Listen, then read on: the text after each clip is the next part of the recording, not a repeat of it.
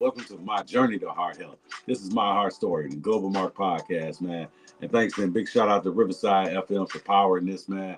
But this is my heart story. This is a podcast where we're going to explore the journeys, the challenges, and the triumphs, the physical ones, both and mental, of heart health.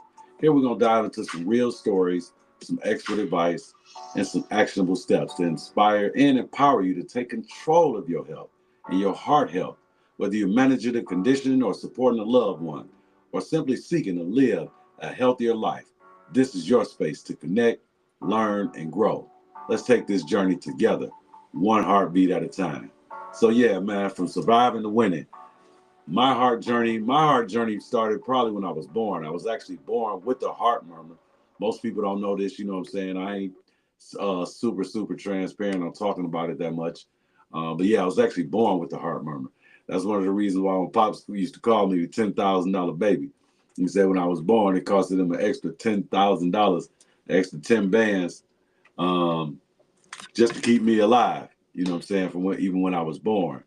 And that's the personal story and the personal journey. And why I want to share my open heart journey is because a lot of guys, especially black men, it's a stigma for us over the years. We don't talk about our health. We don't make it, it ain't an important thing for us. We don't value it because simply the men before us haven't talked about it. So we ain't about to talk about it. And again, experiencing and over the years, historically speaking, rather, when men began to talk about different health things or things wrong with them, people started to think and even within yourself, you start to feel like you're weaker or something like that. But that's actually not the case. Um, again, I was born with a heart murmur. You know what I'm saying? That was the beginning of my heart story. But that heart murmur, I didn't become aware of it until I was in my 20s, when one of my primary care doctors at the time. So I went through a whole bunch of childhood trauma, juvenile detention, um, early onset asthma as a kid, not knowing what was really going on with me, not knowing that really I had heart problems, you know what I'm saying? Not knowing that childhood trauma was also contributing to affecting me as well. And that's some of the risk factors also. My weight, especially as a kid and adolescence, I was kind of obese, kind of out of shape, you know what I'm saying? Didn't have no sense of any nutrition whatsoever. Nutrition was the last thing I actually even knew about or even considered as a kid.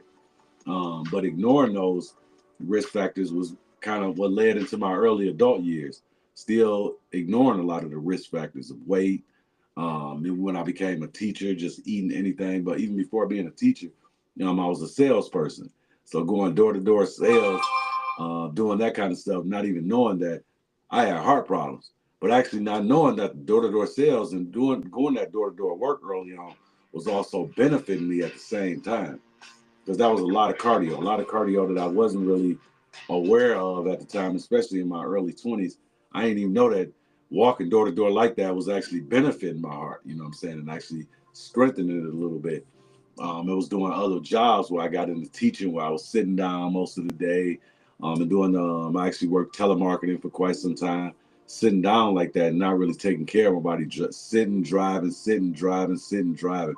We all get caught up in that balance, and the biggest part, the eating. Come on, man.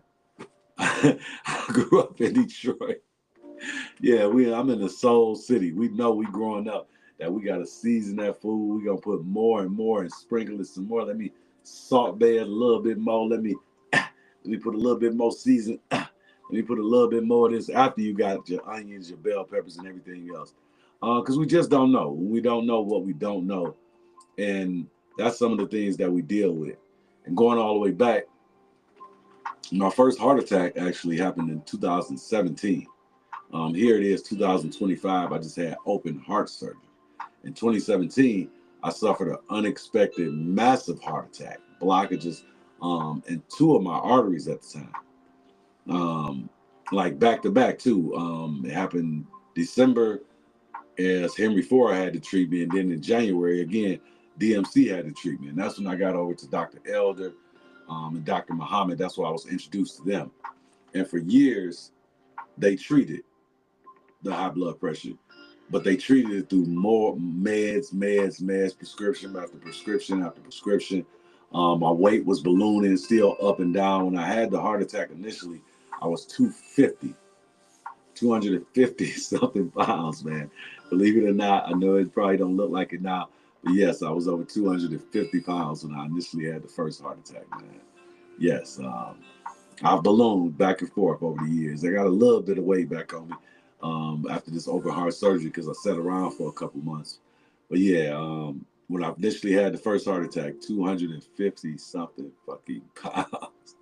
Yeah, man, big, healthy. And that's just part of my personal journey, man.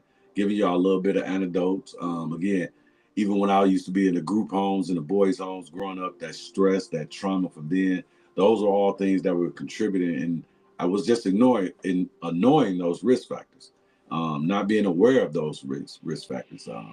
The trauma of losing my mother at the age of 13, the gun violence, stuff like that. Those are trauma factors that were increasing and just, man, making me tough it out, man. It wasn't until my first heart attack in 2017, and I got that stent that I again became aware that I had major heart problems. I knew that my dad had some heart problems. I knew that both my mother and father had dealt with some heart issues in their own life, but I didn't know it affected me that serious until I passed out and woke up in the hospital. I passed out at my house and I woke up in the hospital and panicked for real. I had a panic and heart attack because I was looking for my kids. They had me in an all-white room. Man, you can't imagine passing out and waking up and just seeing complete white and all lights. Like, wait a minute. This is not a studio. This is not a movie. I know I'm not up here. For a minute, I was relieved. I'm like, okay, I made it to heaven. But no, where my babies at? Where my kids at, man? I was sick. I was hurt, frantic. I actually tried to leave the hospital. It took security actually harnessing me, and you know what I'm saying, they had to restrain me because I had kind of lost it for a few minutes, man. I was looking for my kids, couldn't find them. Yeah, that shit was scary. I wanted my babies, you know what I'm saying? That was the last thing I remember when I passed out at my home in 2017. But that's when I found out I had serious high blood pressure, serious high levels of cholesterol, serious high levels of stress. And that's when I began to learn, actually started beginning to do my best to, what I'm saying, try to fight this, taking my meds, started making sure I got disciplined on my exercise. I stayed on the track at that time. And at the time I lived off the service drive right there of I-96. So I would walk backwards down the service drive both ways between Livernois and Tireman. You know what I'm saying? I ain't know the distance at the time. I just knew that, hey, I'm gonna take this chance. I got that opportunity in that space right there. Walk into oncoming traffic, so I can see it. Be more aware. But it helped out at the time. It really did. You know what I'm saying? That was my first awareness on it. I started taking it seriously, taking the meds seriously. I was able to get the weight under control, lost a lot of the weight, took a lot of the weight off. My lowest weight I got to was 191. Yeah, again, the guy had the heart attack, I was 250. The lowest I got after the heart attack and post the heart attack was 191. I think right now I'm teetering around between 195 and 205, depending on the meals or depending on my diet. But I'm going to talk about that in one of the other upcoming episodes. So make sure y'all tune in and check me out, man. I'm on Instagram. You can hear and check out these podcasts at _podcast. On YouTube, all you got to do is just go to Global Mark Podcast, and you'll be able to find me. You're going to be able to see and listen to check out this podcast and many other podcasts that we'll be posting on there, the full, long episodes. But again, big shout out to Riverside, man, making it happen. This episode is about building where you're broken. I was broken again through childhood trauma, through annoying risk factors with weight, bad nutrition, eating any and everything. I'm talking about, man, I would eat an omelet, chili fries, loaded potato, and then finish it off with some, candy or some Oreos on my way to bed. That's how I did it, you know what I'm saying? Without any walking, without any cardio. Thank God to actually the divorce too. Most people, they stress from their divorce, hurt them. The stress from my divorce made me walk I walked all that weight off, walked that whole story. And that's what you're gonna learn about. You're gonna learn more about different factors. In upcoming episodes, I'm gonna talk about my life after the operating room. But the biggest thing, man, I'm gonna tell you, and I'll be honest with you. I gotta explain that and talk about fear. As I talk about my open heart surgery journey and my heart story, is to help you prioritize.